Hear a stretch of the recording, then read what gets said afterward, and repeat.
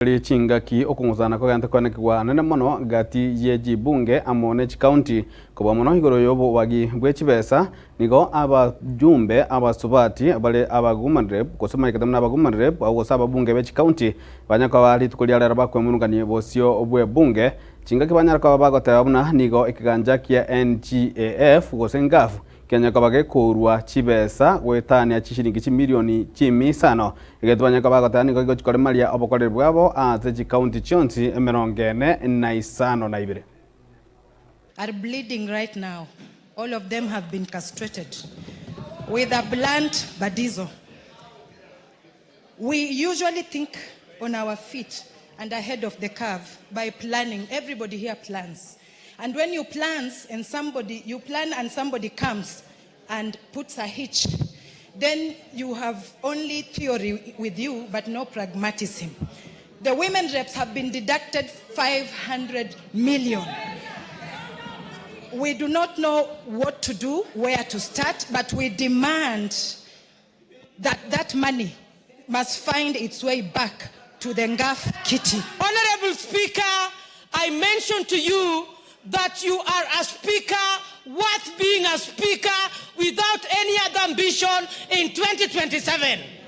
Honorable Speaker, I want to say that even God himself saw when the man was lonely and clueless without a woman. Honorable Speaker, that is when Eve was given. In this country, we have fought for 2/3 gender rule. Honorable Speaker, I submit. Honorable Speaker, I serve as the chairperson of the 47 county MPs, and it is my honor to actually take the House through where the women are dressed the way they are. They are dressed in pink and they are dressed in black. Black to mourn the deduction of their money, which I think was a great injustice to us and an injustice to the whole country. Honorable Speaker, pink stands for the color pink, which is for NGAAF, the National Government Affirmative Action Fund. Honorable Speaker, you have told us we don't have to be loud, we can just speak softly and make our actions be heard.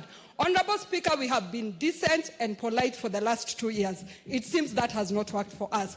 Honorable Speaker, this afternoon we are requesting you to humbly indulge us because we have decided we are going to now start using our legs. From here, we are exiting the chamber to the National Government Affirmative Action Fund, and then we go to the Treasury Office.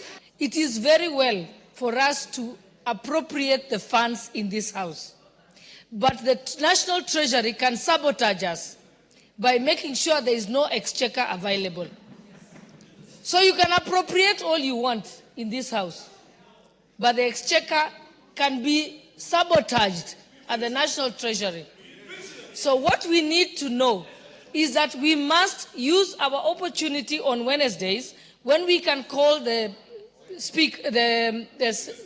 Cabinet Secretary. Let the Cabinet Secretary confirm to us that whatever we appropriate in this House must have the corresponding exchequer provided.